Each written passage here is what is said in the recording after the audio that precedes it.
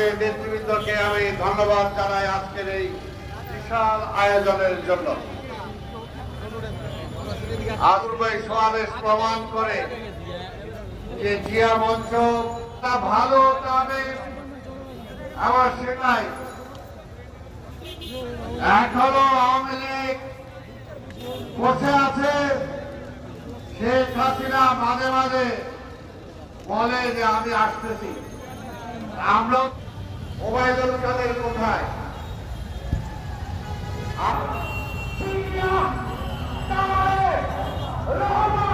আমাদের আকর্ষক আমাদের অনুষ্ঠানকে সঞ্চালিত করেছেন নোয়াখালী মাটি মানুষের নেতা সাবেক মন্ত্রী সম্মানিত ভাইস চেয়ারম্যান জনাব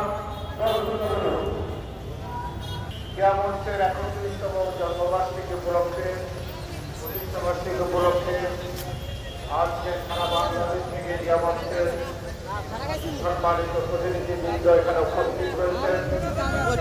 আজকের এই 25 বার্ষিকী সম্মানিত সভাপতি ঢাকার কৃতি সন্তান বীর মুক্তিযোদ্ধা জনাব আব্দুল সালাম, ব্যক্তি সাংগঠনিক যুগ্ম মহাসচিব জনাব আব্দুল সালাম, বিএনপির যুব বিষয়ক সম্পাদক জনাব শফি